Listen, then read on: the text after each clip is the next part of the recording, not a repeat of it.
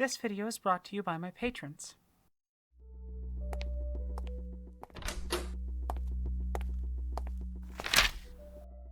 Do you know why you're here, Mr. Anderson? I can guess, and that's not even my name or an accurate identifier. I am here as an agent of the studio executive system. And it says on your file that you've been claiming films are queer and discussing queer representation. Gotta cram that ideology into every single crevice that it'll fit into.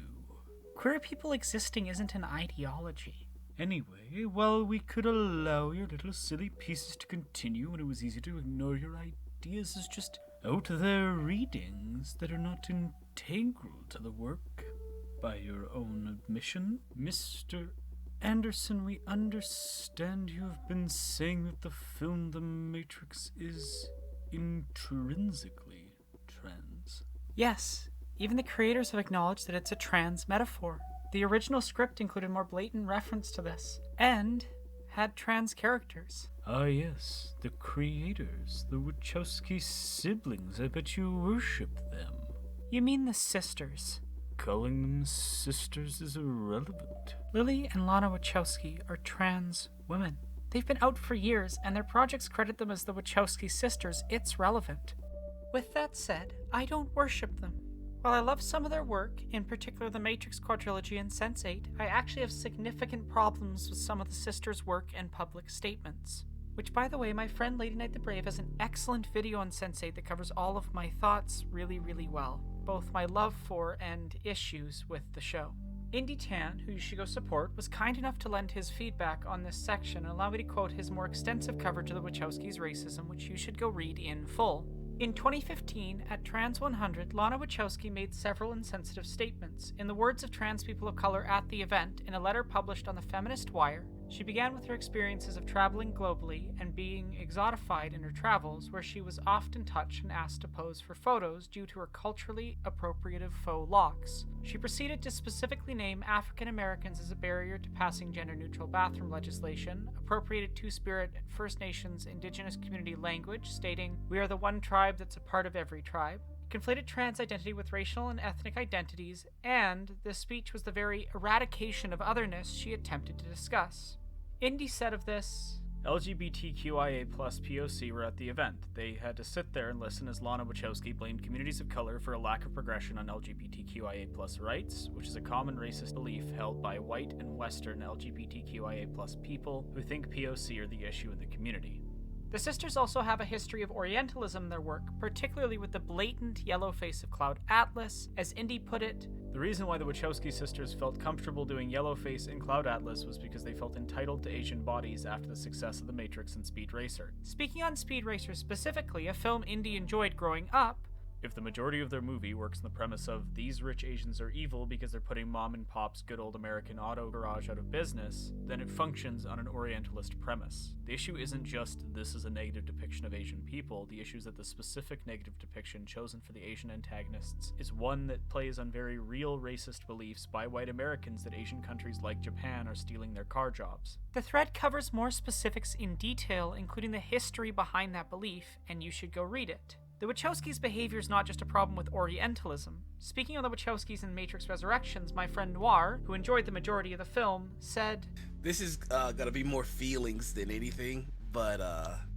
Morpheus felt completely disrespected as a character. Just according to the narrative, he fails utterly.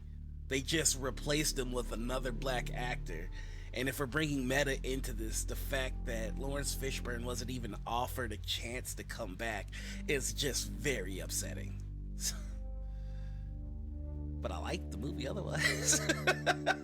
This isn't just something that's unique to The Matrix, but it's becoming something of a bit of a pattern for the Wachowskis. For example, Cafeus in Sense8. And just a side note, they do the thing that I hate, which is like where an actor is clearly different, and it's usually a black actor, and then another character goes, "You look different," and the other character's like, "Oh, I got a haircut," or "I don't want to talk about it." I hate that shit. That's just a pet peeve. There is a terrible trend going on in fandom and TV shows and movies that I call the disposable black character. And what that is, it's when a character is promoted as being someone of consequence, someone that is a well-rounded character that will get an interesting story or story arc. But then after we give them our dollars and we actually sit down to enjoy the product, we realize very quickly that that is not the case. See Finn from Star Wars. And that's because actors can't really say anything, because the uncomfortable truth of all of this is that black actors are not safe in their jobs. If you don't believe me, take a look at Nicole Bahari from, what was it, the Sleepy Hollow TV show, or Orlando Jones in the Sleepy Hollow TV show, or Orlando Jones in American Gods. It's just, it doesn't matter how good they are in the role, it doesn't matter how enthralled we are, and it doesn't even matter if they're a lead. They can and will be replaced. All in all, being a fan of the Wachowskis' work is interesting. But being a black fan of the Wachowskis' work is very difficult. Between what they've done with Morpheus, what they've done with Caddafius, I mess up his name, it's insane. And then all of the yellow face.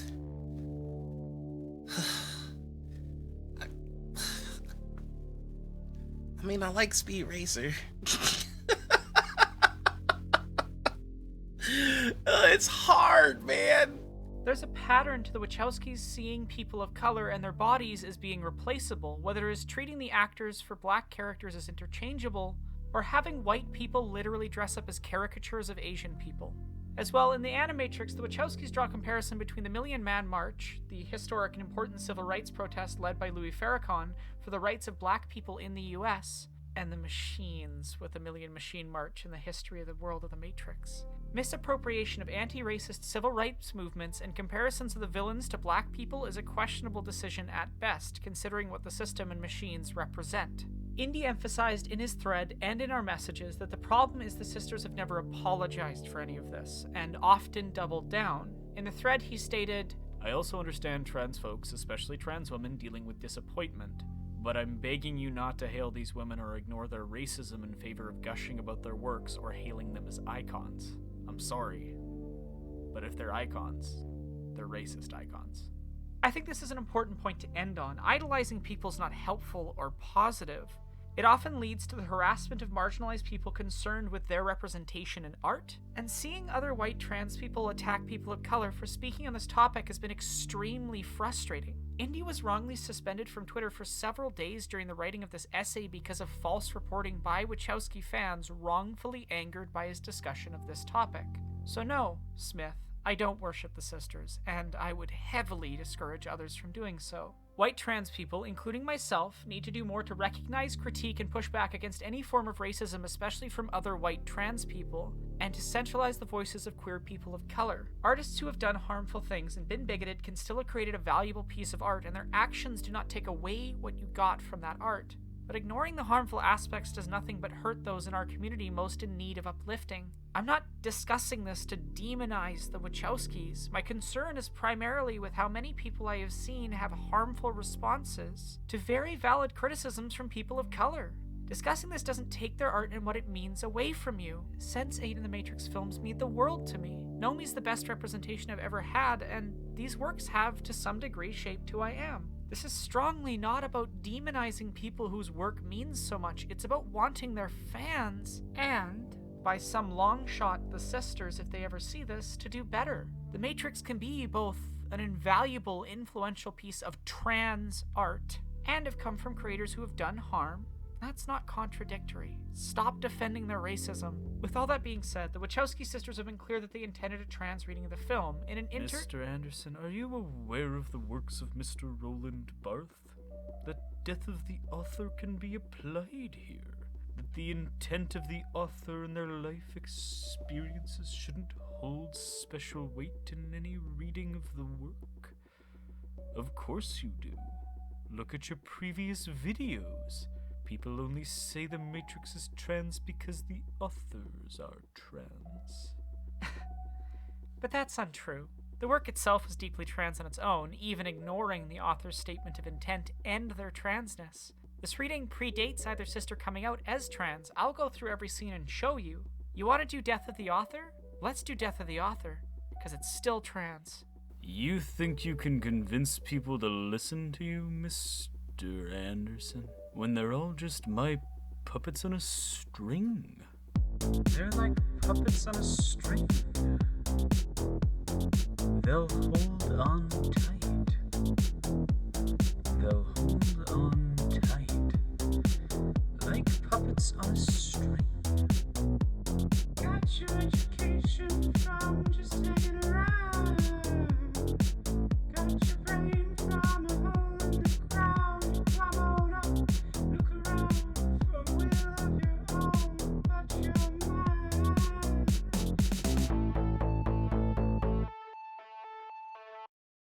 I'm not doing a recap and then an analysis. Instead, I'm going to go chronologically through the entire film and talk about every single relevant piece of dialogue, visual, and contextual statement that connects to the trans experience. Well, that shouldn't take very long. Are you sure? People have discussed some of the broad strokes of this reading before. I'm going to make it so you will never see even the small details the same way again. A note on trans terminology. Egg is a term to refer to our pre-transition selves, or fictional characters who are pre-transitioned. Finally, this script was informed by other trans readings. I wrote the initial draft before engaging with other readings. Works I took influence from include The Matrix Sequels Are Good Actually by Sarah Zedig and Sophie from Mars, The Trans Tuesday Threads in the Trans Reading by Tilly Bridges, The Matrix Resurrections Is Good Actually by Jessie Gender, Lana and Lily Wachowski, Sensing Transgender by Cael M. Keegan, The Matrix as a Transgender Narrative by Kenzie Lutece, and Identity, Validity, and The Matrix by Harker the Storyteller. Kenzie and Jessie both provided feedback on sections of the script, and conversations with Harker informed large sections of the script to the point of crediting them as a co-writer. I also got feedback from all of these wonderful trans artists you see on screen, all of whom you should go support, and their links are in the bio. The script is the result of discussion between a large number of trans people who have connected with this film.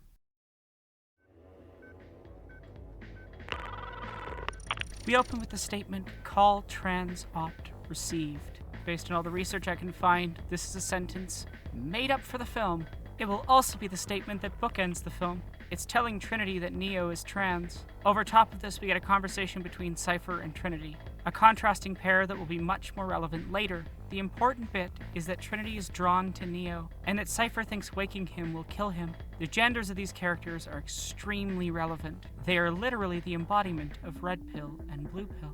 We then go to the police breaking into the room. Outside, the agents meet with the police. Bastards, cops, are established as villains immediately.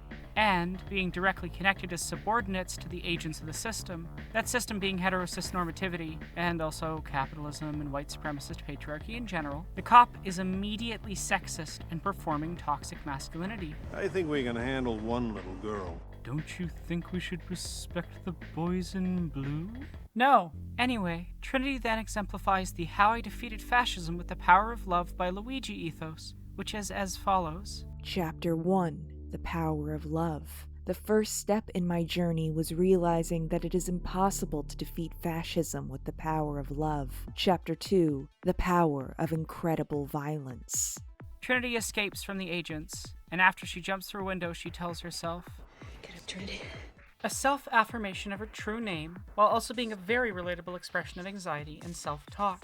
She goes into a phone booth, and just as a truck hits it, escapes through the phone. After the agents realize she's gone, we go through the phone where she went and get to our first glimpse of Neo. Instantly, a line is drawn from Trinity to Neo, and the importance of communication devices is established. The music Neo is introduced with is subdued and distant, a stark contrast to the triumphant and aggressive anthem they will exit the film on. They are also introduced asleep, being bombarded by information from the nearby screens and with music. but are awakened by their true name. It is touching on Baudrillard's concept of passivity induced by sensory overload. We are seeing this information being projected onto them, the projection of the postmodern world, this false appearance, and it is only the first of many that will be disrupted by a message from the queer community. From this introduction onwards, Neo's connection to queerness is found through technology. As Cael M. Keegan explains in Lana and Lily Wachowski, Sensing Transgender, the rise of transgender politics in the mid-1990s is wedded to the emergence of digital technologies, especially the internet and its virtual spaces, that connected disparately located trans individuals in networks while they simultaneously separated gender presentation from the physical body. New forms of socialization and identification across virtual platforms allowed transgender populations to engage in gender experimentation without following the medically mandated path of diagnosis and surgical sex reassignment. Disrupting the linear narrative of transsexuality as a transition between discrete, pre-existing sexes, transgender denaturalized the links between sexes and their culturally assigned genders, transforming both sex and gender into signs. Neo is faintly listening to Dissolved Girl by Massive Attack, with the relevant lyrics for our trans femme egg here being,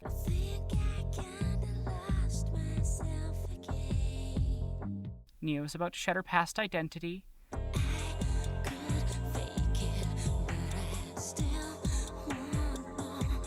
When you are in the closet, you can fake being cis, but you still want more. And finally, which should be obvious, especially when the song is paired with the line, Wake up, Neo.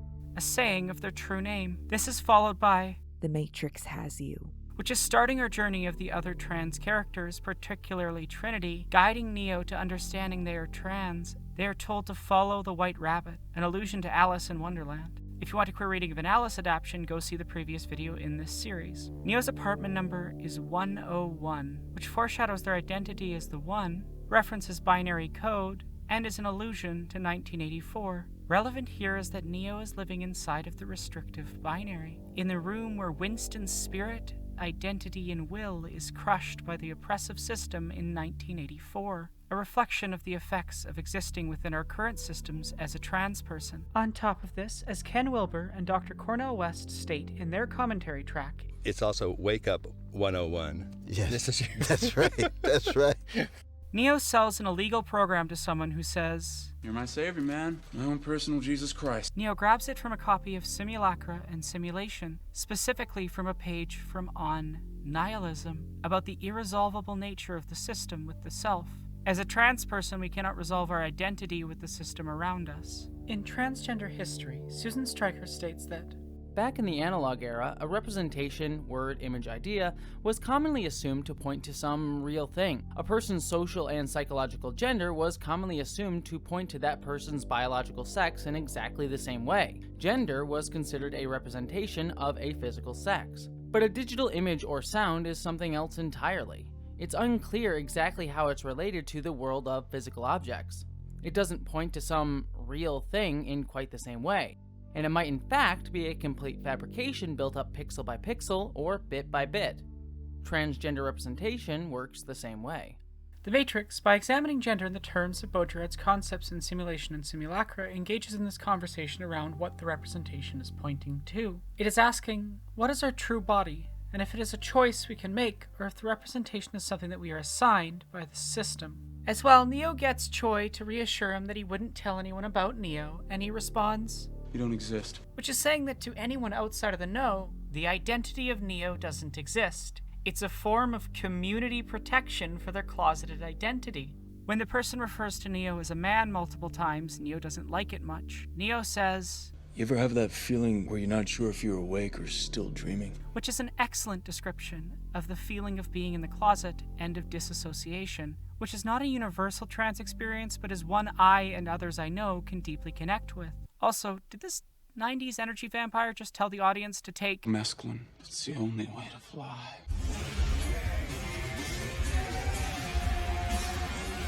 Then Neo goes to a real 90s BDSM queer nightclub, the Hellfire Club. There are many very clearly queer people in the background. Look at these lesbians in the shot immediately before Trinity interacts with Neo. Neo's fixated on them, and this is not the only time in the trilogy the edit cuts from lesbians to Neo and Trinity interacting. It also occurs during their sex scene and the orgy dance party in Reloaded. What could that mean? I fucking wonder. As well, I covered this extensively in Alice's Unintentionally Queer, but the queer gaze I discussed there is found here between Neo and Trinity in this scene and throughout the film. I literally made that video so I wouldn't have to cover this topic in depth here. If you need the primer, go watch it. You expect me to do homework, Mr. Anderson? Yes. Anyway, this tangent is brought to you by Molly Noise, the incredible musician who created the soundtrack for this video, and Sarah at Costume Codex. Around World War II, we see dudes on bikes wearing a lot of leather, presaging the biker gangs later on, with figures like a rebel without a cause's James Dean, who was bi, popularizing it. Gay guys leaned into this aesthetic more so than cis-hets. In 1972 to 1974, Vivienne Westwood's boutique called Sex comes onto the scene, with her partner and primary designer being Malcolm McLaren, who had a major influence in the early aesthetics of punk. Susie Sue of Susie and the Banshees introduced fetish gear to the goth scene because of her connection with Sex Pistols, who were managed by McLaren. Wax Trax Records was created in the mid-70s and is the birthplace of American and Canadian industrial, which mixed military fashion and fetish gear, and guess what? Wax Trax was founded by a gay couple. There are many queer people in this scene, or adjacent to the scene, and the scene is being spread by magazine and mail order across the Atlantic. From there, Coil comes in during the 80s. One of their members was part of Psychic TV before Coil. Psychic TV's lead was a gender-fluid person called Genesis P. Outridge, who uses Zerzim pronouns and was in a band called Throbbing Gristle before Psychic TV, which Throbbing Gristle coined the term industrial music, and you can guess what they're like from their name. The people who started these spaces were queer. There's a through line of queerness in specific sci-fi, industrial music, and leather cultures. These bands are all hanging out with queer people, creating at Wax Trax a queer label, and being giant sci-fi nerds. There are bands like 1,000 Homo DJs and the Revolting Cocks, with an album called Beers, Steers, and Queers, and songs like I'm Not Gay, which was about the opposite of the title. The band Pigface had over 100 members. It was a supergroup of industrial artists that were incredibly influential, and it included members from groups like Gay Bikers on Acid, amongst many, many other queer artists. We also have Anna Varney, a trans musician in the space with a lasting cult following. One of the most sampled films for industrial music is Hellraiser 1 and 2, which was written by the gay author Clive Barker, and the soundtrack was originally by Coil before studio interference prevented its release. Fun fact, the Wachowskis wrote for Clive Barker's Hellraiser comics in the 90s before making films. What we have is a bunch of heavily connected to queer culture spaces from which the Matrix is being spawned. Its soundtrack and fashion fundamentally comes from a queer sound and aesthetic. If you've ever wondered why there's so much anger in the space's music, it's a reflection of the experience of marginalization. It projects outwards, not inwards, and these spaces, much like most queer spaces, have been safe havens for outsiders. Especially in the 90s, this anger was about the AIDS epidemic amongst queer artists, and we will come back to that much later. We then get the most on-the-nose trans line in the film. I just thought, you were a guy. Most guys do. Which is blatantly about how cis men, or in this case Neo, who is an egg performing masculinity, do not expect women to be competent. It's a statement about sexism on the surface, but is doubling as a statement about how they don't respect her gender because she's a trans woman, or only heard about her before she came out of the Matrix, before she'd come out as trans. Touching on Trinity's name as it relates to gender, Dr. Cornel West notes, and of course you've got the issue of gender here, where of course Trinity you would think has to do with the first, which is the God the Father, as it were, and then the Son, and then the third, which is Holy Spirit, which has always been androgynous because it can cut across it, gender bending. Showing that cis people read the trans subtext of this years before either sister had come out. As well, Neo gets anxious when Trinity says their name in public. Hello, Neo. How do you know that name? Because Neo, an egg, doesn't want people to know. I know why you're here, Neo. I know what you've been doing. I know why you hardly sleep. I know why you live alone and why night after night you sit at your computer. You're looking for him. I know because I was once looking for the same thing. And when he found me... He told me I wasn't really looking for him. I was looking for an answer. It's the question that drives us, Neo. It's the question that brought you here. You know the question, just as I did. This speech is about searching for answers about your gender. When I was in the closet, I also had worse issues with my sleep disorder, and I spent a lot of my time on the internet in queer spaces late at night, and even though I didn't fully realize it, I too was searching for an answer as to why I felt the way I did. The question that drives us. What am I? The question's not stated directly, but instead implied. Trinity, who's already out, knows what the question is and knows what Neo's going through. What is the Matrix? Is standing in for what is gender as a social construct. Because you need to understand the system to understand your relationship to it and yourself. Neo's alarm clock wakes them at 9:18. This number appears twice in the film, and may be a reference to Book of Acts, chapter 9, verse 18. Immediately, something like scales fell from Saul's eyes, and he could see again. He got up and was baptized. As the second occurrence is when Neo is telling the audience to wake up at the end of the film, and here Neo is waking up inside the Matrix for the last time before exiting from it in a metaphorical rebirth, the purpose of co-opting that passage for queer realization is clear. The following day, Neo is called into their boss's office. You believe that you are special. This is a phrase often said by bigots in real life with respect to queer people discussing our identities. Also relevant is the boss, a figure here representing patriarchal conformity, telling Neo how to act. Thus, if an employee has a problem, the company has a problem. This is language used by bosses to indirectly discuss someone being queer and discourage it. Because the employer doesn't want to directly acknowledge they are discussing queerness, they describe it with a euphemism. The problem. He's also doing this while dead-naming Neo, Mr. Anderson. emphasizing their gender. As well, some of his speech pattern and behavior reflects that of Agent Smith. The other life is lived in computers. Obviously, you are mistaken. Immediately afterward, the delivery person says, Thomas Anderson? To which Neo responds almost apprehensively. Yeah, that's me. When you're still performing your assigned gender at birth, but are becoming aware of your transness, these types of awkward interactions happen often. This entire section is emphasizing a connection between capitalism and patriarchy, and showing how capitalist institutions are suffocating for Neo. The cubicle is treated like a prison by the camera, a physical space representing the metaphorical cage of Alos's heteronormativity, a concept explained in depth in Alos's Unintentionally Queer. Seriously, watch it. Anyway, the cubicle is symbolically linked to the real pod that Neo is in, both serving the same purpose, making Neo a cog in the machine that produces something for the system. They are recursively within systems. Note that the cubicle is a construct placed into Neo's mind by the Matrix in the same way that Alos's heteronormativity is a construct placed into our minds by the system, making the cubicle as much a Baudrillardian simulation as that social construct. As well, the cubicle is devoid of life and humanity, as empty as the prison cell mentioned earlier. Throughout the film, the only places that feel personal and alive are those filled with queerness. This entire sequence starts from the viewpoint of the blue-collar workers outside, alienated from the environment in the same way that Neo is. Corporate entities have often been in conflict with queer people, often purposefully not hiring us or firing us for who we are. While there are technically protections against discrimination, many companies will never hire a trans person and will find some excuse to fire a trans person for coming out. Well, they shouldn't be forced to hire people just for woke quotas. No, and we both know that's not what's happening. Anyway, while I was writing this script, the Human Rights Campaign released findings showing that there is still significant pay difference between trans and cis workers, affecting Black and Native American trans women the most. This is primarily due to discrimination. The report states that more than half of transgender respondents said this discrimination had significantly impacted their financial well-being. If you want the entire extensive breakdown, the data will be linked in sources. In a report titled A Broken Bargain for Transgender Workers, authored by the Movement Advancement Project, Center for American Progress, the Human Rights Campaign, and the National Center for Transgender Equality, released in September 2013, 14 years after the release of this film, the report found that while trans workers in the U.S. were highly educated, the unemployment rate was twice the rate for the population at large, 14% compared to the 7%.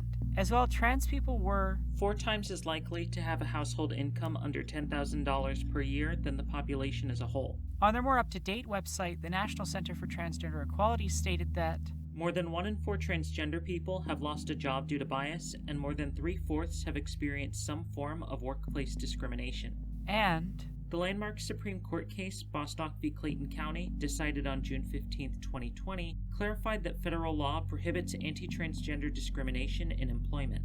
It was legal to discriminate against my trans siblings in areas of the U.S. until clarification last year, and there are still people fighting to make it legal again. That's just in the US, where the film setting's based on. Canada, the country I live in, only had protections against discrimination for trans people in all provinces and territories once Yukon passed its trans rights bill in June of 2017. The UK only ruled in favor of protection for non-binary people under the UK Equality Act in 2020. Many countries still have no protections for trans people at all. In the UK, Canada, and the US, bigots continue to fight to remove the protections that were only recently gained. Even over 20 years later, workplace discrimination against trans people coming out is an anxiety I have personally faced, and that I know many of my closeted trans friends face, and that many of my recently out trans friends have faced.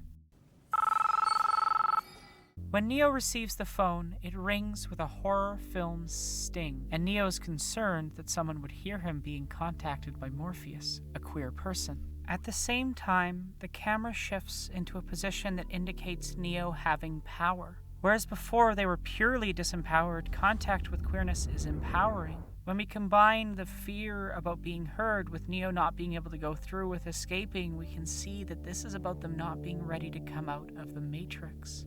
I've definitely been, like Neo, on that ledge, about to jump off, and not quite able to do it. Get it? They're too scared to come out? Seriously, this film is aggressively trans in every single scene. I know writers who use subtext, and they're all cowards. Have you ever had a dream, Neo, that you were so sure was real? The agents pursuing Neo are flanked by a fleet of white male cops. Patriarchal capitalism's violent enforcers once again are the danger. Neo is dragged from the building by them. Neo is fired for their transness. Note that Neo is seen through a mirror by Trinity, making them a reflection of each other. Mirrors are a motif used throughout the film. The composer Don Davis tried to emphasize this element in the score by echoing musical statements. Different parts of the orchestra will state something, and another part of the orchestra will restate it just slightly later. As well, the reflection theme is used at several points that directly connect with freeing oneself. As denoted by this chart from Heckman's dissertation on the film score, we can see that the reflections, and therefore self-awareness and understanding, are intrinsically connected to freeing oneself from the system's control. For trans people, our reflection and photos of us before we transition can be difficult to look at, but also important to realizing who we are. As well, the woman in the red dress is shown distorted by the same reflection. The color red in the Matrix represents truth. This color's usage is very selective. It is a red pill that allows Neo to exit the Matrix and understand it. The woman in the red dress, no longer distorted, is part of explaining to Neo the truth about the agents later as well. These two major motifs are first visually shown together in this scene, and right when Neo is experiencing oppression. The following scene starts by moving through a monitor showing Neo in the interrogation room. As this is the surveillance of the system, the many monitors representing many eyes, it visually emphasizes that patriarchy monitors for deviancy, at times literally. In his article, The Forgotten History of Gay Entrapment, Professor of History George Chauncey states that in New York by 1966, when a loose coalition of pre-Stonewall gay activists, civil libertarians, cafe owners and bohemian writers persuaded newly elected Mayor John Lindsay to end the police department's use of entrapment to arrest men on this charge. More than 50,000 men were arrested for cruising in bars, streets, parks and subway washrooms in New York City alone. Police surveillance of queer people has had a real damaging effect throughout history. Smith's It seems that you've been living two lives. speech is one of the most integral pieces of trans metaphor. It is laying out the core question of the Matrix. Will you choose to conform and perform the identity desired by the system, or will you be your true self? Fundamentally, this scene is a reflection of the later red pill, blue pill scene. In one life, you're Thomas A. Anderson. The other life is lived in computers, where you go by the hacker alias Neo. Explicitly lays out the trans identity Neo has in contrast to the desired allosis heteronormative performance the system wants, and that hacker or runner means trans. Smith links all of the, in his view, good actions that Neo has taken to the cis identity. Note that help your landlady carry out her garbage is one of those actions, a token act of traditional masculinity in service to those with power in capitalism. As well, all of those actions support current social constructs. One of these lives has a future, and one of them does not. Smith is presenting Neo with a false choice. Sell out other queer people and continue to exist as their closeted self, or refuse and be forced to help them and be destroyed as well. It's not a choice, really. They bug them anyway, even when they refuse. The insertion of the bug is a violent assertion of control over Neo's body, which, look, I don't want to get super heavy into the implications of a penetrative violent act, but trans people are disproportionately the victims of assault, and if you want, you can look up this topic and how police treat trans people in custody on your own. I know my rights. When Neo tries to use their knowledge of rights to make a phone call, the system literally silences them. The violent silencing of trans people in police complicity has a long history. As Dr. Cornel West puts it in his excellent commentary track, not just physical, but also psychic, the kind of intellectual violence that's done to us to render us sleepwalkers. Reflecting on how the violence of the system attempts to keep people subordinate to it. Police violence towards queer people to silence us and push us out of society is what caused the Stonewall riots. Queer liberation has always been about fighting for our voices against police violence that continues to this day. During BLM protests in North Carolina, police fired shots at the owner and staff of the queer bar Ruby Deluxe for providing first aid to BLM protesters during protests against police violence, demanding they leave the property. Only 4 days earlier, Tallahassee police shot and killed Tony McDade, a black trans man. A tragic reminder that anti-trans violence primarily affects trans people of color. You cannot fight for queer liberation without also fighting racism, otherwise you are just fighting for an update to the current harmful hierarchies and centralizing privileged identities in your worldview. Neo's body is being used against them, both with the silencing and having the bug forced onto them. Like much of the film, this is a visualization and metaphor for an internal trans experience. Neo is then called by Morpheus, telling them, "You are the one," and is picked up at a bridge Morpheus sent them to. Note that Neo is surrounded by red light in this moment, because they are seeking truth, and that the soundtrack is reinforcing this through numerology, as emphasis is placed on the number 7. This music theory is discussed in depth by Christopher James Heckman in his dissertation on the soundtrack of the film, which if you want an explanation of the dissertation, Sideways has an excellent video about it. Neo nearly leaves the car after getting picked up, but Trinity keeps them there by saying, "Because you have been down there, Neo. You know that road. You know exactly where it ends." What Trinity is alluding to is suicide. For many trans people, being in the closet is a deeply miserable experience. There's clearly an underlying urgency to Trinity's delivery, and the shot of the empty, miserable street adds to the implication.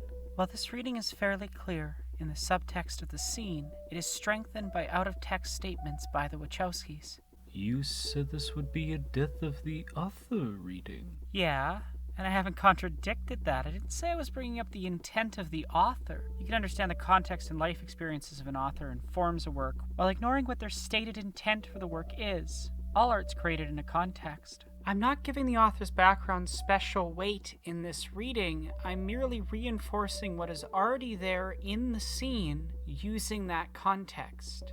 It is additive, but the reading of that scene exists regardless of whether or not you know this detail. Anyway, as I was saying, on October 20th of 2012, Lana shared that she had nearly attempted suicide at a train station when she was much younger and closeted, but the kind, understanding stare of an old man stopped her. Notice that during this scene, Trinity continuously stares at Neo. Adding to this, my friend Harker, who lives in Australia, pointed out that road in real life is near the queer district and right at the train station in Sydney.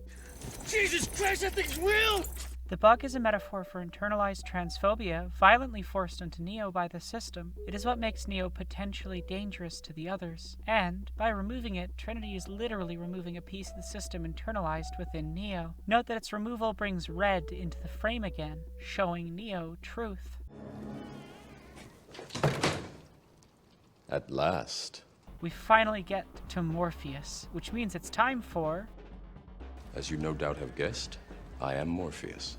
Morpheus's name comes from a Greek god of dreams, Morpheus, one of the many sons of Hypnos. What is important to note for a trans reading is that Morpheus the god would appear to people in any form he wished within their dreams. He could literally make himself into any person, regardless of gender. His purpose, as described in Ovid's Metamorphoses, was being the human forms inside of a dream. As a note, Morpheus's ship is named the Nebuchadnezzar. This is one of many biblical allusions made in the trilogy. Its relevance here is in its relationship to the Book of David, where David interpreted the dreams of the king Nebuchadnezzar, the namesake of the ship, reinforcing Morpheus's place as an interpreter of dreams. I think it should also be noted that many of the most important leaders in the fight for queer liberation have been specifically black trans people, and that Morpheus, a black man who is metaphorically trans, is hearkening, in my opinion, to this. On top of this, Morpheus chose this name, meaning he chose to view himself as a guide of those who dream. He literally chose a name that's about helping other queer people. The Morpheus name also sets up a mirror parallel between him and the agents, as the agents can literally take anyone's form within the dream, making them opposite sides of a coin, a parallel the rest of the scene continues. In the interrogation scene, Smith's glasses reflect the world poorly. He knows some truth, but muddies it. Morpheus's eyes are covered by accurate reflections of the world around him. He also sits in a brighter red chair than the more worn down browner red of Neo's chair, showing their relationship to truth in this scene. I imagine that right now you're feeling a bit like Alice, tumbling down the rabbit hole. Is, I would say, an apt description for some of the experience of the journey to realizing you are trans. This is followed by Neo saying, I don't like the idea that I'm not in control of my life. A feeling I think every trans person can relate to, as fundamentally transitioning is a clear taking of control over our bodies and lives. I know exactly what you mean. Morpheus then explains, Let me tell you why you're here. You're here because you know something. What you know you can't explain, but you feel it. You felt it your entire life.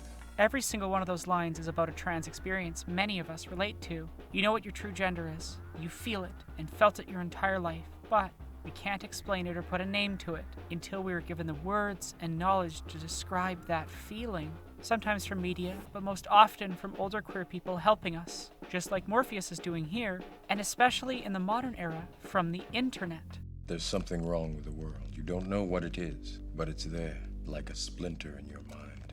Just like the earlier quotes, the feeling of wrongness with the world when in the closet is an experience I know and many others have had. Do you want to know what it is? It's really Morpheus asking Neo and trans members of the audience if they want to understand themselves. It's about understanding the system of cisnormativity and Neo's relationship to it. The patriarchal capitalism oppressing trans people is... It's all around us. You can see it when you turn on your television. You can feel it when you go to work, when you go to church, when you pay your taxes. If you want to understand how it works on the television, you should go watch my video on Alice. If you want to know how it works at a church, go watch my Midnight Mass video. Yes, I have been setting up this video for 9 months. Note that Morpheus's list here is a reflection of Smith's list in the interrogation, strengthening the connection of the scenes and highlighting how Smith places obligation to the system of power as paramount, while Morpheus is drawing attention to how Neo is subject to that system through the same type of connections. The lie and attempted forcing of us into being a gender we are not is... the world that has been pulled over your eyes to blind you from the truth. Born into a prison that you cannot smell or taste or touch. A prison for your mind. Is very reflective of many trans people who experience dysphoria and a feeling of being imprisoned in our bodies, but also a description of the way that being assigned a gender at birth and its violent reinforcement throughout our lives is a prison for our mind, one we can only escape by seeing the system for what it is and understanding that our gender is ours to define. It is here that Morpheus offers the same choice as the agents did, a reflection of that earlier interrogation. The difference being that regardless of Neo's choice with the agents, they would attempt to force them to help anyway. Whereas the choice given by Morpheus is giving Neo agency about what they want to do. But at the same time, it's also an illusion of choice, because Morpheus knows that Neo will choose to come out of the Matrix. When Neo chooses the red pill, the truth, she sees herself reflected accurately by Morpheus's vision. I imagine that right now you're feeling a bit like Alice, tumbling down the rabbit hole? Many films about trans people use mirrors as visual representation of self-perception. By using mirrors as The Matrix does, it connects itself to a history of trans filmmaking and cis gaze of trans people. Jessie Gender has an excellent video on this visual and the cisgender gaze that you should go watch. Neo is consistently compared to famous fantasy women, Alice in the previous scene, and again in this scene visually using the mirror as a transportation method similar to Alice in Through the Looking Glass. I think the use of a mirror here and the mirror images throughout the film are making a point about how Neo is on a journey of self-discovery and understanding. As well, she is called Dorothy. It means buckle your seatbelt, Dorothy, because Kansas is going bye-bye. Referencing Wizard of Oz. On top of that, Friend of Dorothy is old school queer slang for being a queer person. This came about because of the Wizard of Oz series has many allusions to queer characters. Some believe it began from a line in the sequel book, The Road to Oz, where Polychrome says, "You have some queer friends, Dorothy." To which Dorothy replies, "The queerness doesn't matter, so long as they're friends." However, the most cited reason for Friends of Dorothy's existence is Judy Garland being a gay icon and starring in the film adaptation, which has been beloved for its queer subtext for a long time, and whose song, "Somewhere Over the Rainbow," contributed to the rainbow flag becoming a queer symbol. Judy once said, "When I die, I have visions of fags singing over the rainbow and flag at Fire Island being flown at half-mast." Now, there are many isekais, so I think it's relevant that specifically those referenced are about young women being transported to another world where they find self-worth and learn about themselves. Because Neo is a woman being transported not to the dream world, but out of it to better understand herself. This film uses intertextuality in very specific ways, and it's not a mistake that it so centrally connects itself to famous works that are viewed as queer metaphor. The story is repeatedly drawing comparisons between Neo and women specifically. Expanding on this mirror in particular, it starts as a fractured view of the self, but as the red pill takes effect, the mirror and Neo's view of herself is healed. Thomas Anderson then dies as the reflection of the identity of Neo literally consumes Thomas. As you've probably heard, estradiol came in red pill form in the 90s. What's not often mentioned is that the antidepressant sertraline came as a blue pill around the same time. The pills are a representation of how trans people were mistreated as just being depressed instead of being given something that would actually help, transition care. Because antidepressants do not help with dysphoria. To be very clear, antidepressants are excellent if those are the medications that you need. The problem is that they were misdiagnosed in order to keep trans people in the closet. The Matrix is in part a modernization of Plato's allegory of the cave. In the allegory, if someone was placed in a cave from childhood such that they can only look at the wall, and only ever saw the shadows of objects from a fire casting light on the cave wall, from behind a short wall where the captors could move puppets across without showing their forms, the prisoner would believe the shadows on the wall to be reality. Neo, and any trans egg, is the prisoner until the crossing of the threshold out of the Matrix, where the prisoner, or Neo, or the trans person, is unshackled from the cave and able to exit and see a new perspective on reality. Baudrillard commented on this, saying, "The most embarrassing part of the film is that the new problem posed by simulation is confused with its classical Platonic treatment." Which would be true if the film's primary purpose was a pure representation of his philosophy. But as it engages more with its queer allegory, it maintains this more clear division between the out and the closet itself, as the artifice of cis-heteropatriarchy is to some degree a much more neatly divided simulation to a queer person than the maps which have surpassed the territory as discussed in Baudrillard's work. Neo exiting the Matrix is a literal rebirth. Her umbilical cord is severed and she is covered in amniotic fluid before exiting a womb. As well, it's a reflection of the metaphor underlying trans people's much later use of egg.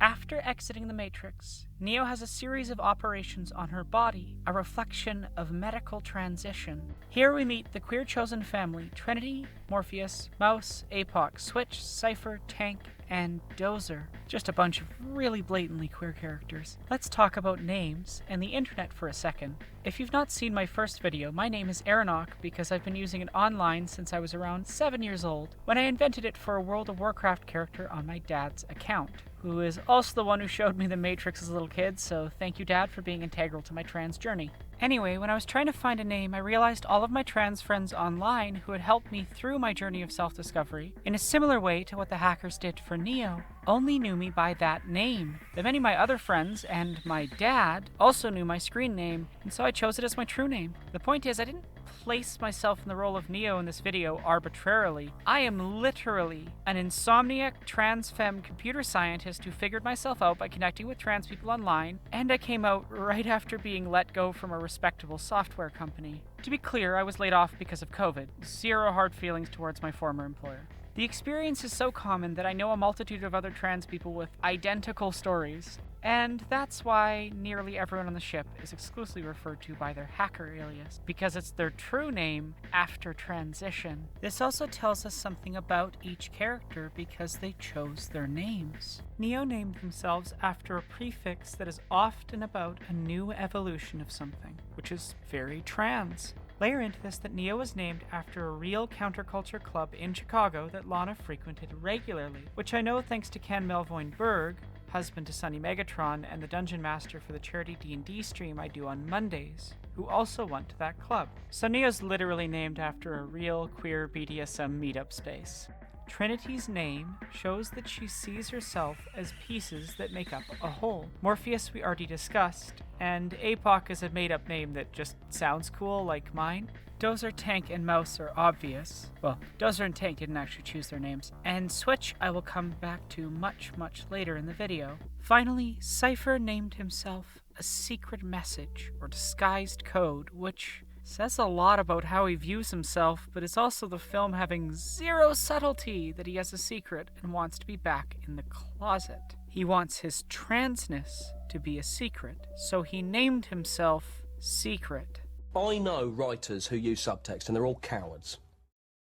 There's a difference between knowing the path and walking the path. As a note, everyone's clothing is similar and not really gendered on the ship. Morpheus then takes Neo into the construct to show her what the Matrix is. If you want to understand the philosophy in the next scene, and the entire trilogy's philosophy in politics, you should go watch this video by Sophie from Mars and Sarah Zedig, but we are just going to focus primarily on its purpose and its relationship to a trans reading. This scene discusses how the Matrix has turned human beings into batteries, controlled livestock. Now, on a purely scientific level, this makes little sense, because that's not the point. On a thematic, metaphoric level, it is making humans literally commodified, and discussing how people are what powers and maintains the existence of our current social constructs, often subconsciously, making it an excellent choice. Cis men are bad at understanding film.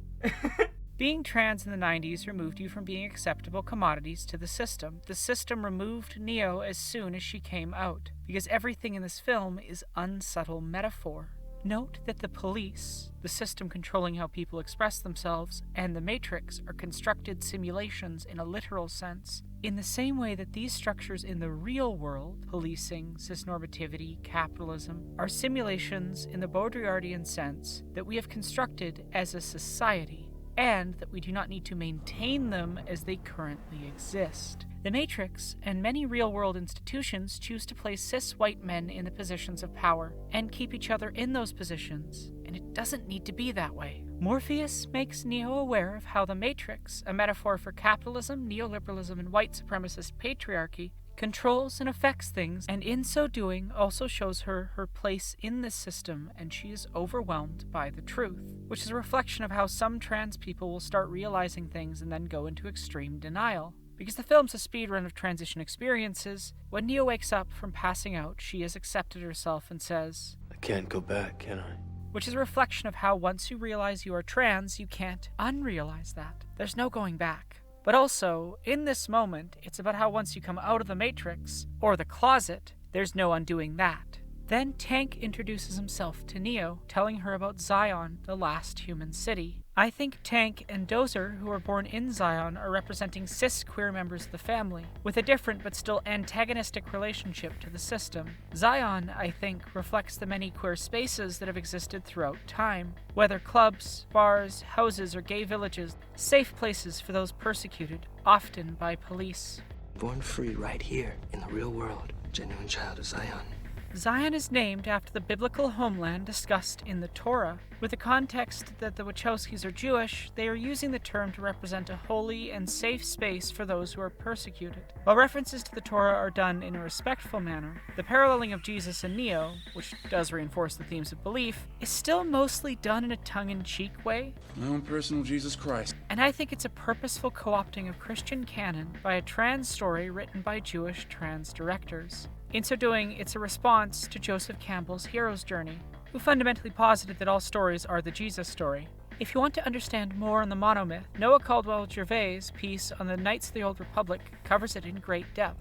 In Campbell's monomyth, the hero is intrinsically male. The subversion in The Matrix is that every time a step is met, it is through the influence of the feminine, and instead of Neo taking on the masculine, it is instead the refusal of the masculine and the acceptance of her trans-feminine identity that allows her to continue on. Note that story structures built around a woman as the hero are being placed at odds to the monomyth, particularly with comparisons to Alice in Wonderland and Dorothy in Wizard of Oz, which both very clearly do not follow Campbell's very strict version of the monomyth. The film is placing Neo in a construct made for a man, but then she is breaching it. I know Kung Fu. She then learns what she needs to live in the world as a runner, which is her learning about her gender from the internet. But mostly this is about the central power fantasy of the film, as it's a queer empowerment movie. Notice how this power is intrinsically tied to technology, which is not just found in the film, but in the creation of the film. Digital filmmaking methods, such as those pioneered in The Matrix, build on these evolving associations between the trans body and the cinematic image. Digital video programs replace the chemical reactions of analog film with electronic signals, transforming portions of the image production process into code. Digital imaging, therefore, disrupts the presumed indexicality of analog film, drawing attention to the inherent gap between the cinematic image and its material referent. Transgender performs a similar move, further destabilizing the assumed natural link between sex and gender that transsexuality seeks to perform. Morpheus is fighting Neo. Then we get one of my favorite scenes. God, I love Morpheus' little shuffle step here, and the music for this fight. But this scene isn't just excellent choreography, it's establishing an extremely important principle around bodies and this universe. Belief determines what you are. The characters are destabilizing the assumed natural link between what is possible with their body and the rules of the Matrix. Neo is being shown new possibilities by another trans person. It is the belief in the self that makes one more powerful than the system. Kind of like how true knowledge and belief in oneself is what allows you to transition, and in so doing be more powerful than the system of cis-normativity. In other words, free your mind. Because your mind makes it real. This contradicts a statement by Baudrillard, the philosopher whose work is most referenced in the film, because this film's trans metaphor takes precedence over its politics and philosophy. Baudrillard directly critiqued the first film's engagement with the philosophy, and the sisters took that into the sequel's Seriously Go Watch Sophie and Sarah's video. When Neo is asked to make a leap of faith, this reflects some of the feelings of coming out. But also, did you just say okie dokie? Okie dokie. Anyway, we now get a reminder of the conflict between Trinity and Cypher established in the first lines of the film. You like him, don't you? There is something about him, isn't there? We are shown that Trinity clearly cares about Neo, and that Cypher doubts Neo being the one. I just keep wondering if Morpheus is so sure. There is misogyny and jealousy from Cypher. I don't remember you ever bringing me dinner. Then Morpheus explains the agents and their place in this metaphor. The very minds of the people we are trying to save. But until we do, these people are still a part of that system, and that makes them our enemy. Note that once again, a shot of a cop is used for enemies. Most of these people are not ready to be unplugged, and many of them are so inert, so hopelessly dependent on the system that they will fight to protect it. That describes a lot of people who will fight to protect systems that harm them just to hurt queer people. See cis women helping to get anti-abortion legislation passed because it piggybacked off of anti-trans legislation just to own us trans people. Great job. You fucked everyone over. Well done. If you are not one of us, you are one of them.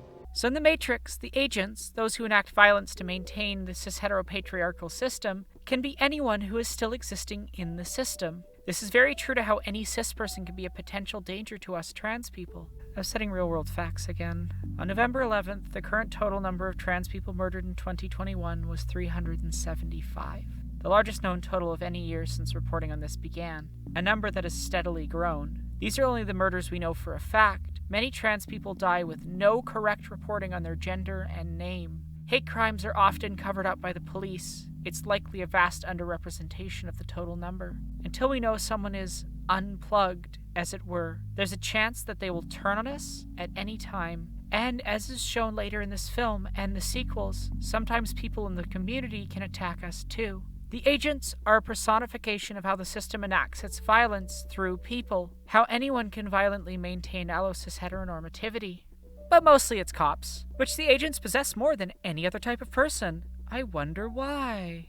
Someone is going to have to fight them. Is a message to the audience as much as a statement within the film. The woman in the red dress is specifically there to show Neo the truth of the agents, same as Morpheus's vision, showing Neo's relationship to the violence from agents in its reflection. But she also reinforces the connection of red, truth, and womanhood as a consistent set of connected concepts. Then we see that the system hunts them wherever they go with sentinels. Remember how Cypher has a secret? Well, Neo nearly catches him by accident. You scared the beast out of me. Neo and Cypher have a conversation where Cypher reveals, I've been thinking it ever since I got here. Why, oh why, didn't I take the blue pill? And this is expanded when we see that he is working with the agents. Juicy and delicious. Cypher is working with the agents so he can be put back into the Matrix. Note that his dead name is Mr. Reagan. And while it's not pronounced exactly the same, it is spelt the same, and he is named after President Ronald Reagan, who is directly responsible for a lot of the heinous treatment of queer people during the AIDS epidemic. If you doubt me, when he says he wants to be back in the Matrix, he literally asks to be... someone important, like an actor. President Reagan, in case you didn't know, was an actor. As well, I don't remember nothing.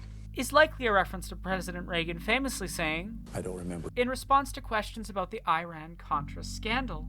Reagan would go on to say, I don't recall or I can't remember 88 times when giving testimony on February 16th and 17th in 1990. Cypher represents pick-me's, which are people who push down and harm their own group to try and get approval, validation, and benefits from oppressors. The name coming from, hey, pick me. Now, a lot of people have pointed out that Cypher looks remarkably similar to Buck Angel. Buck Angel's the trans man pick-me who outed Lana Wachowski to the press in the mid-2000s without her consent. But here's the thing.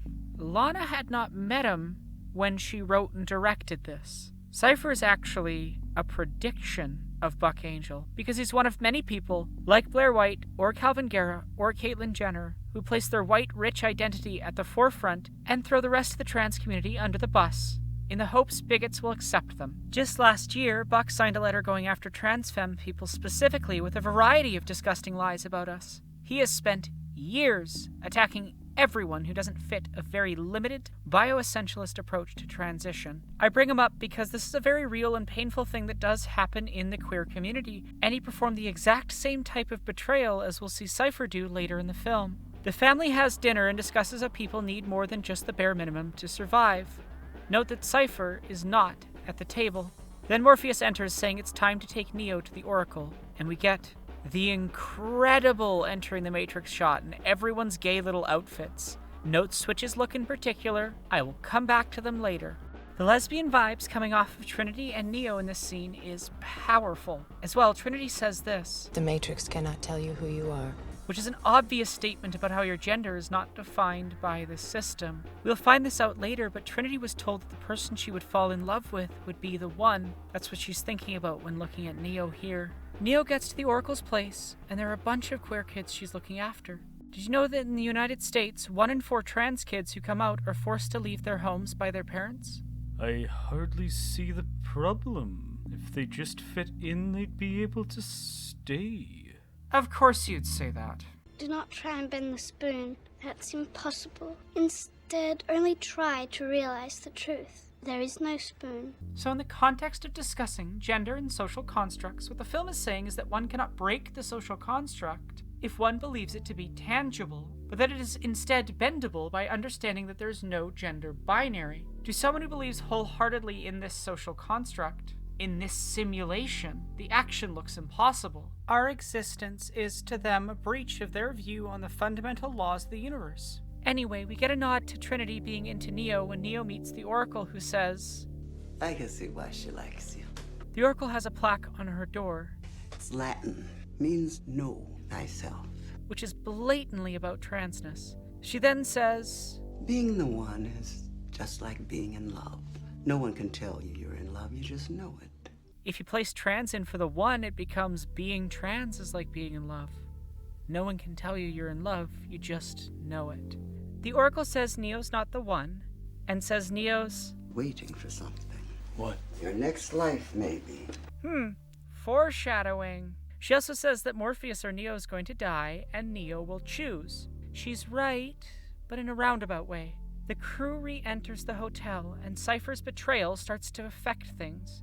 Look, Mouse, the embodiment of a gremlin energy trans man, dies because of barriers created by the agents, cis white men, much like many real-world trans people who die due to various barriers to care. This film is not subtle. The team is forced into crawling the walls like rats. Morpheus sacrifices himself to protect Neo, and Trinity forces Neo to leave him. After Smith and Morpheus fight, an entire group of cops beat him and capture him. Add to this, the fight occurs inside of a bathroom, a common place for anti-trans violence. Cops and agents of the system in the real world have a history of attacking leaders of liberation movements, especially black queer activists. Cypher makes it out before everyone else and attacks Tank and Dozer. We get the conclusion of the conversation that Trinity and Cypher have been having throughout the film about if taking the red pill is good. Cypher is creepy towards her and then rants about how he can't stand being out. He thinks that the real world, i.e. being trans, is fake. I think the Matrix can be more real than this world. Just before he pulls Switch's plug, they say, Not like this. Not like this. Expressing how horrid violence from within the community is and the depth of this betrayal. Genuinely, this moment is one of the most brutal, painful deaths in cinema. Switch's desperation and pain gets me every time. A queer person betraying other members of the community like this, like Buck Angel did to Lana years after this film, is so much worse than it coming from external forces. A violation of the basic assumptions and trust core to our community. Note that Cypher is killing them by forcing them out of the system in an incorrect manner, outing them against their will.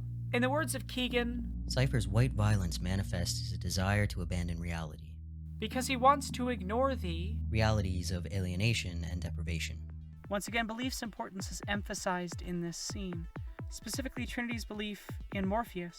In the queer community, Tank avenges his brother and chosen family, killing Cypher right as Trinity reaffirms this. Yes or no? No. I don't believe it. Believe it or not, you piece of shit, you still gonna burn. Anyway, I love this hug shot between the two of them. It's so important to this film's discussion of communal connection and love, and the power found in that. We then get Smith's speech to Morpheus. My favorite part of the film. Have you ever stood and listened to it? Marveled at its beauty, its genius?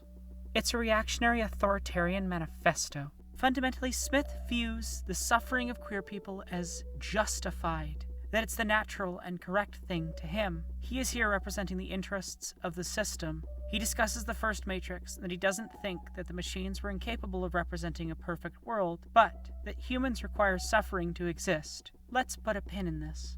Morpheus, you were more than a leader to us. You were a father. This line clearly states that the ship is a queer chosen family. As a note, drag houses name the head of the house father or mother. Neo refuses to believe they can't save Morpheus and decides to go back in, believing that she will die because of what the Oracle told her. Neo says she's not the one, but Trinity says, No, you have to be. But can't bring herself to say that she knows this because she loves Neo. On top of this, they also have this exchange. I'm sorry, I'm not. I'm just another guy. No, Neo, that's not true. Which is refuting that she's a guy while saying her real name, and it's Trinity refuting her statement from when they met. Neo knows she can save Morpheus because Morpheus believed something, and he was ready to give his life for what he believed. I understand that now. That's why I have to go, because I believe in something. Neo's beginning to believe in radical queerness. Trinity goes with her against Neo's wishes because of her belief in Morpheus. Tank, load us up. Smith talks about human beings as being a disease, particularly the runners like Morpheus. Runners meaning trans people. Anti-queer rhetoric has referred to us as a disease for an extremely long time. The use of a virus here feels particularly pointed considering the film came out in 1999 with the still very recent HIV/AIDS epidemic. Its impact on the queer community and how queer people were viewed as diseased and to be avoided during it was still fresh on the minds of any queer person. Hey, remember how Smith worked with Reagan, Mr. Reagan, to get members of the crew killed? Wonder what that means. Add to this that it is in a context of a film about imprisonment that discusses how metaphorical and literal prisons are used to commodify people. The Matrix in general is an unsubtle fuck you to Reagan. I leave you with a word. I'm glad Reagan dead.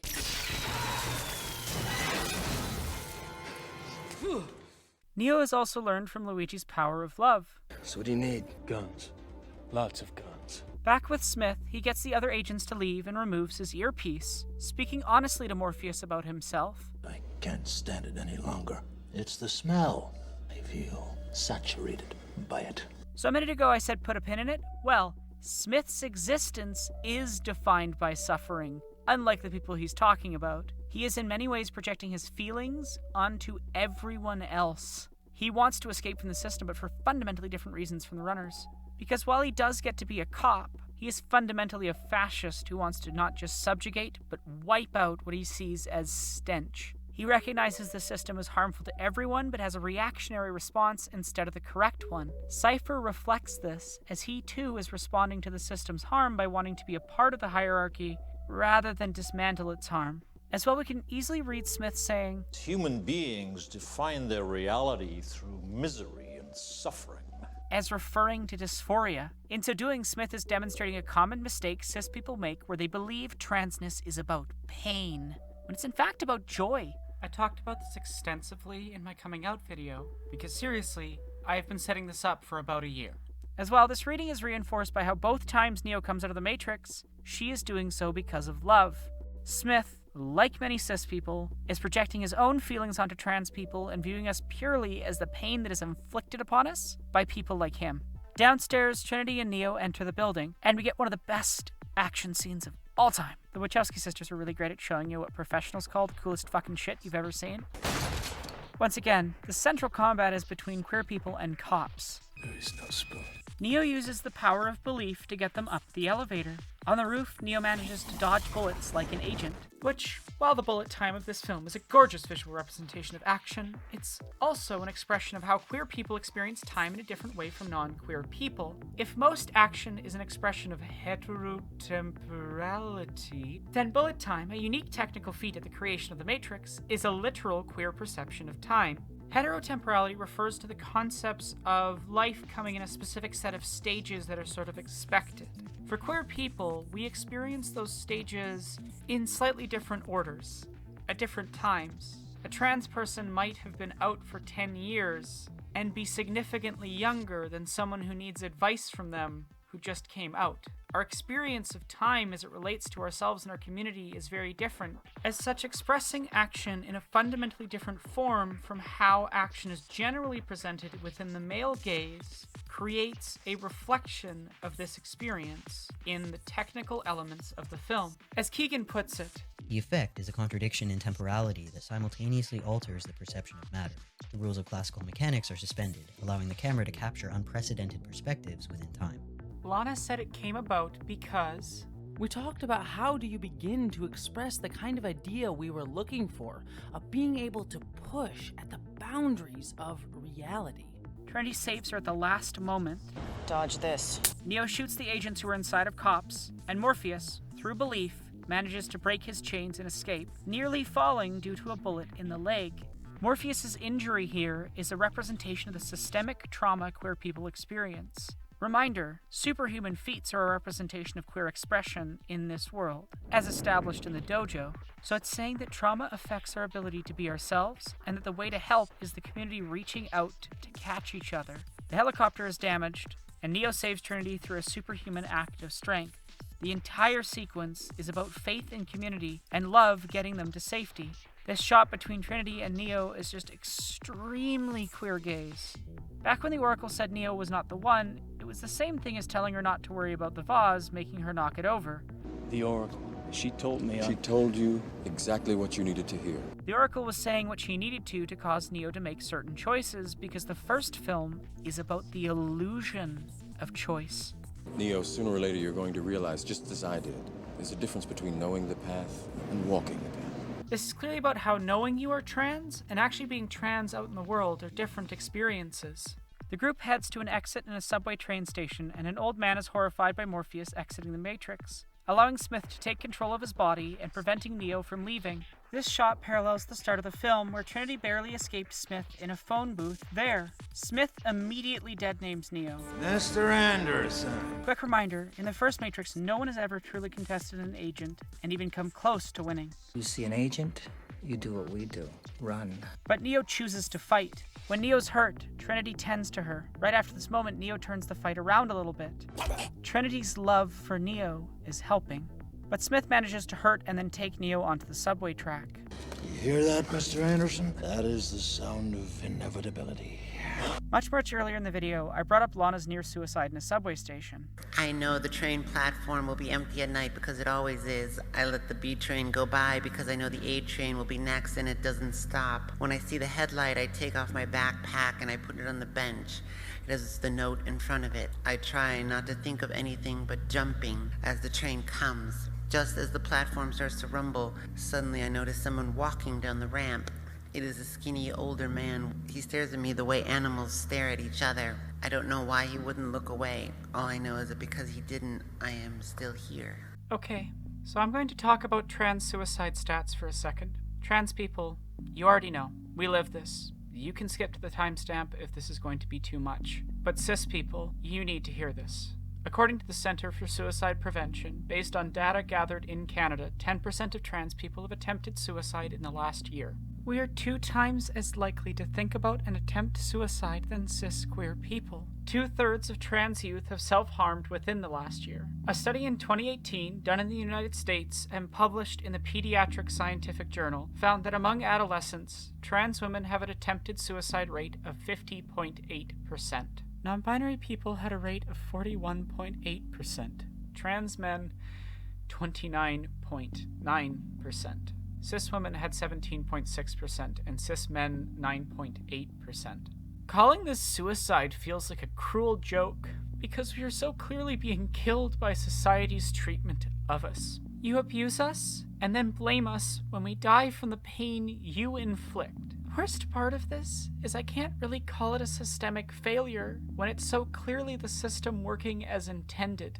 Of my own personal experiences, all I'm going to say is I read To Be or Not to Be in Midnight Mass for a reason. So, if you are struggling right now and need trans supportive assistance, consider calling Trans Lifeline. It's a wonderful organization, and I've raised money for them through charity streams multiple times. They also help with various other needs of trans people and have good educational resources to send to cis people in your life.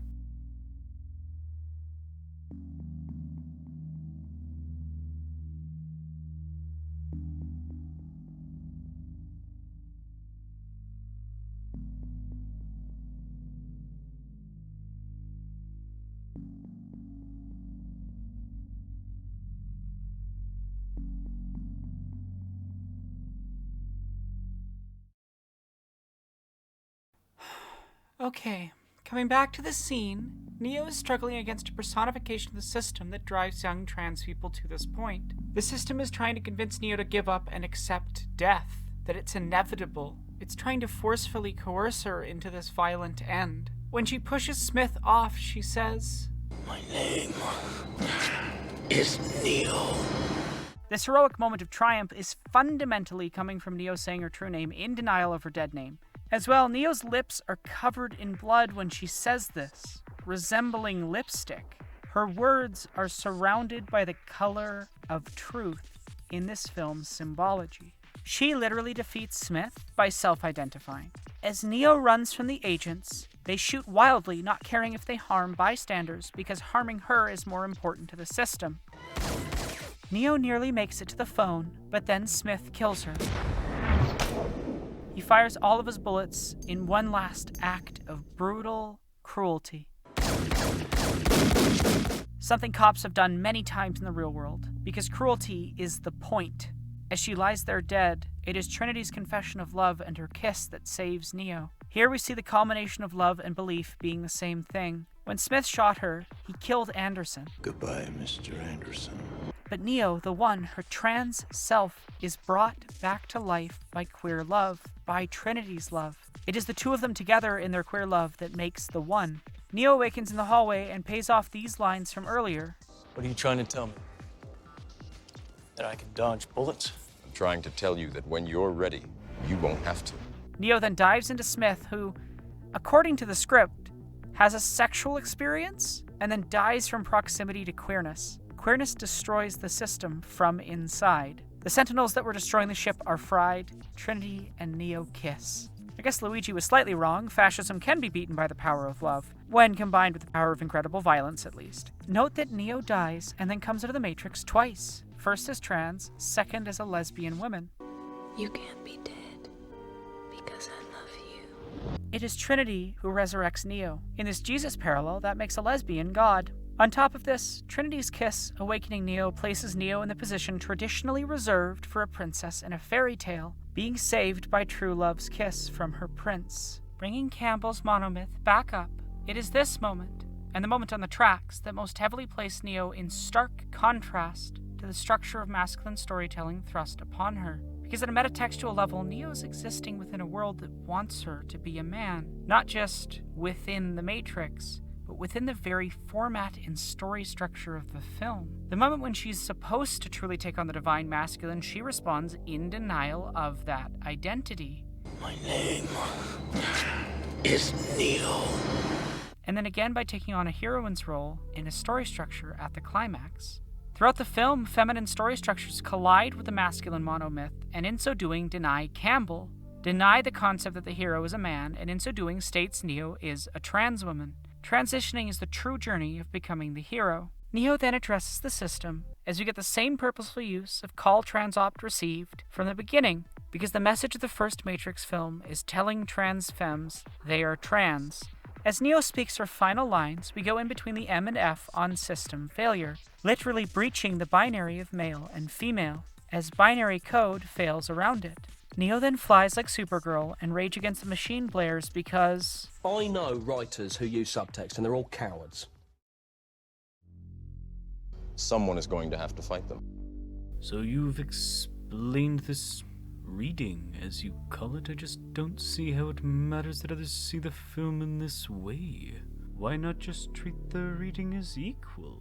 Because it erases our perspective on the film. That's actually my problem with ignoring the out-of-text world in which this film was made in and the intent of its creators, because it means you can doubly erase the queerness of the film and ignore the structural ways in which queer stories have been denied from existing by studios. As I tried to say at the beginning before you cut me off, the character switch was intended to make the connections explicit. They'd be played by an androgynous man in the meat space and an androgynous woman in the Matrix. Their style is clearly reflective of this. The only non-binary coded character is in a different color and outfit type from everyone else in the film. I don't see the relevance. The relevance is that the studio prevented them from doing what they had planned.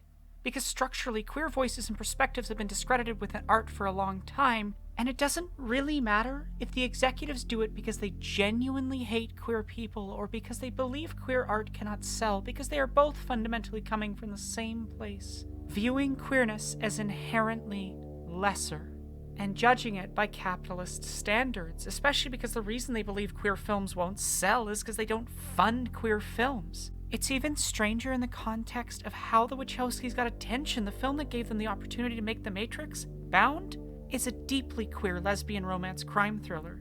To argue that queerness would have damaged the film's success from the viewpoint of the studio executives at the time is ridiculous considering who was making it. They were known for queer action filmmaking. The executives ripped the explicit queerness out of the film, and in so doing opened the door for people like you to spend the next several decades downplaying the queerness of this film and made it easier for you to ignore queer perspectives on the film. In the Matrix sequels are good, actually. Sophie and Sarah go in detail about how and why the red pill was so easily co-opted by the far right.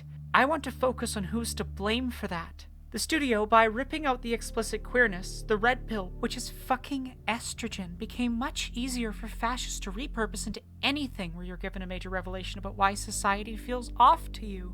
I think that a large part of why the film is in a state where it is co-opted by these groups is because the studios removed explicit transness. Unsurprisingly, Nazis fucking hate us, and if you go look at the interview where Lily said the film was trans, the comments are full of these little shits denying this element of the film. Hell, look at them throwing tantrums about Matrix Revelations being explicitly queer. They cannot stand the idea of it being trans because doing so destroys their ability to relate and integrate it into their propaganda. To relate to us, to relate to what they view as degenerate, would be such an inherently destructive act to their fundamental core tenets of self-identity, because it would entail viewing themselves as something to be destroyed. It's no surprise their response is so violent. Hey, remember when Smith self-exploded on contact with queerness? Queerness in art has been downplayed for so long that often it could only appear in metaphor and subtext that allows people to ignore us and our existence. We are so ignored that the film's recent releases still contain the dead names of the directors in their credits years after they came out. Because queerness is so discredited that people will deny it even when it's explicit. We are still at a point where developers who wrote an extremely gay romance have to tell players, They are clearly gay and always have been. see my video on Destiny 2 for more on that. Queerness, even when created by queer people, is downplayed at all levels. It has to fight to be seen against both the studios and the audiences who do not want us to be seen or heard. That's why understanding the Matrix as trans matters. Because discrediting the reading is perpetuating the anti-queer actions of studio executives and is discrediting the very real experiences of the trans audience of this film. To ignore the inherent transness damages any other attempted reading of the film. And while yes, many readings of a film can exist simultaneously, that does not mean all of those readings have value. Ignoring transness makes it inherently lesser. And frankly, I am sick of cis people's discomfort with the fact that they can relate to trans experiences. That's what it comes down to fundamentally. Cis people related to the Matrix. And you're affronted by us saying it's explicitly trans because it means you related to the trans experience.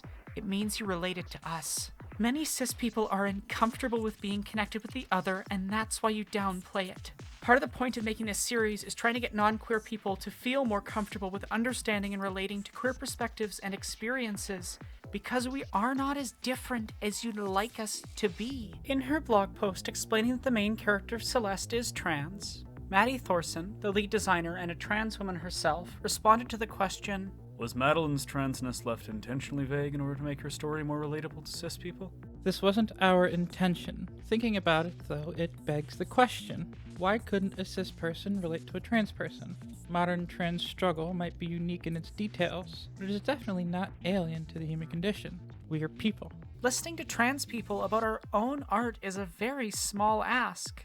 And cis people, you really should be able to relate to us. To ignore the intrinsic transness of the Matrix and act like it is not the most relevant context for understanding it by a massive degree is to downplay and discredit the trans experience so as to assuage the feelings of cis people, and in so doing make space for fascists to misuse it.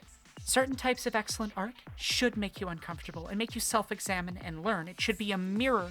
Running away from engaging with it is a failure, in my opinion.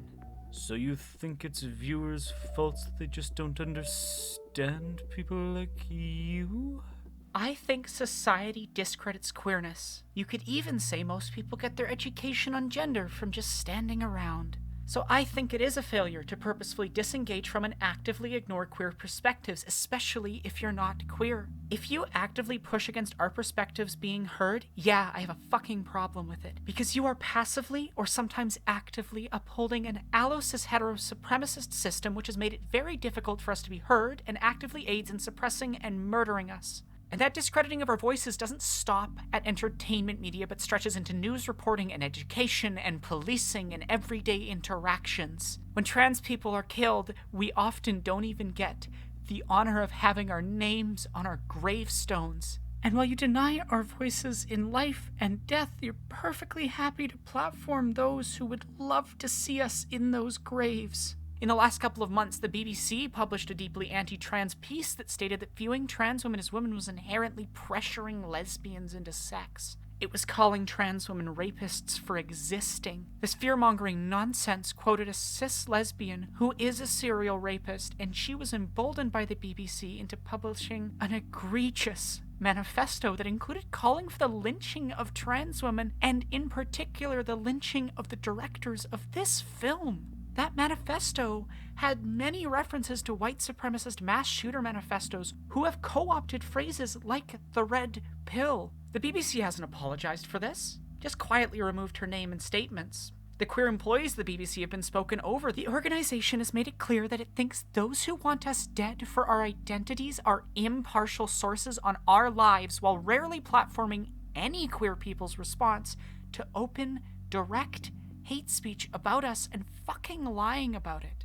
This is just one example of many to come out of various media organizations over the last 2 years. The discrediting of trans voices in media matters. It has a real material effect. Transphobia is rewarded with money and attention. Just look at Dave Chappelle being rewarded with 4 new specials on Netflix for his transphobia. Who, by the way, used a trans woman's suicide as a weapon against trans people while lying about why she did it, and causing a massive amount of harassment towards her close friends. I actually know some of her friends. Fuck you, Dave, and fuck every single piece of shit who defended you. The platforming of transphobic hate, especially right now, is extremely harmful and damaging. There's a rising tide of fascism directly tied to fucking transphobia. Groups who monitor neo-Nazis and hate movements have been warning about it for years, and their words have fallen on willingly ignorant ears. People who experience multiple forms of marginalization are dealing with the worst of it. While making this, the provincial government where I live has removed all COVID protections, which has been a clear message that my life as a disabled person doesn't matter to these people. The city of Regina, where I grew up, set up a fucking red carpet for the swastika flag-waving neo-Nazi truckers when they came through. And as someone who's had Christian fascist truckers literally try to kill me for being trans, it has been crushing to see such hatred welcomed and protected. So I refuse to let cis people lay claim to trans art while denying our viewpoint on it. I refuse to let you deny our voices, because if you won't even let us have that, then I know you aren't happy to just let us live. Cis people, the vast majority of mainstream art and film is made for you. Why do you feel the need to try and take one of the only pieces made for us? You can't assimilate us.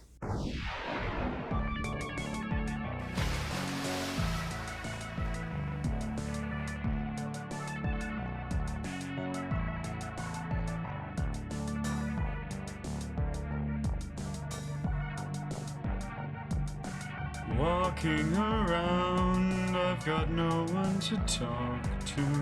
There's everyone, and then there's just me. If I could change, don't you think that I'd do it? God only knows why he cursed me to be a cis white man.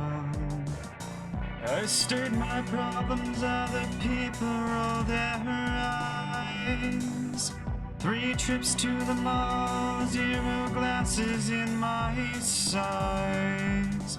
Never been the victim of a random search for drugs. But you can't say my life is easy until you've walked a mile in my arms. Cis white man, I know the road looks tough ahead. Trans women want rights, the gays want kids.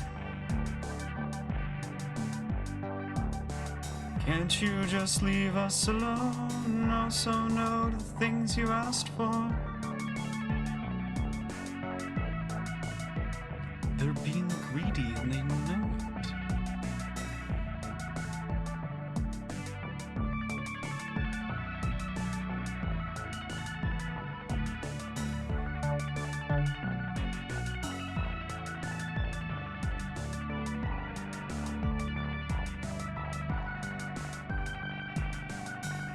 Everyone thinks that I've got it easy. Just 'cause it's true doesn't mean that it's right. So pull up a chair and put down your pitchforks. Give me a chance to show you what it is like to be a cis white man. The church has never made me feel ashamed of who I am. But I get emails from the source that Gmail doesn't mark as spam. My construct simulations were handwritten by my rate. But the source bought me the brand new Deagle with a Beretta's case. The holster doesn't fit the gun. Cis white man, I know the road looks tough ahead. Trans men want rights, the fags want not to be called the fags. Sorry. Can't you just leave us alone? No, so no to the things you asked for now.